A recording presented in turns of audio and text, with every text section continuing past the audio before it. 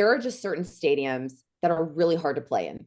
You know, we Mhm. think about Death Valley and Yeah. LSU. Dear God, if you're a night game in Death Valley, blessings upon you. Um, and I think the Swamp is one of those as well. It's so hard to play in. And we've seen that the crowd can make a difference. Being at home can make a difference for anybody. But what is it specifically about the Swamp that has that it factor where when Mm. they're playing at home, it's just that much harder for the opponent? That's a great question. And certainly Florida's record recently at home isn't indicative of what that can be. Right. But when the Gators are good, that is one of the toughest places to play in college football. I'll say top five. I think one of the things that is interesting about Ben Hill Griffin is that it's built very, very close to the field and then it's built up instead of out, right? Like Brian Denny behind you is built more out. So whereas the Swamp is built up, and so it really kind of traps in all of that noise and everything else. So I think that that's probably what makes it so tough, is that the fans can be loud and rabid like all SEC fans can.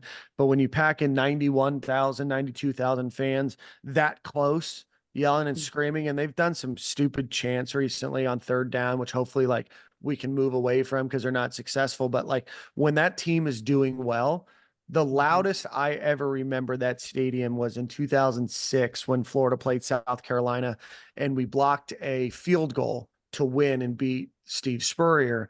And that kept Florida in path to ultimately then win the national championship. But the score was 17-16.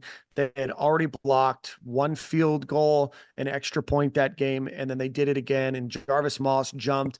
And there's a video on YouTube. I encourage you guys to all go look at it.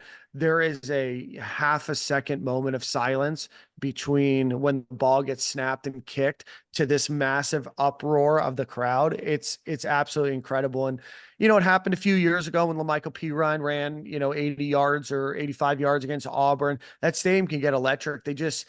It's probably not as hard right now just because the team is a little bit, struggling a little bit. And I'll also say the University of Florida has also kind of changed demographics a lot over the last decade, right? They've really, really focused on how can they improve their rankings academically, and they're a top five public school in the country now, and they're getting a lot of international students or a lot of academically focused students, which is like great, especially for like the fact that I have a degree there. I'm like, yeah, keep doing like that part. But like, I think the demographics have changed a little bit too, the fan base. But, I think winning football will bring all of that back. Absolutely. It when your team is winning, you're a happier fan, you're a more energetic fan, and that helps your team win more. Yeah. So it's a continuum.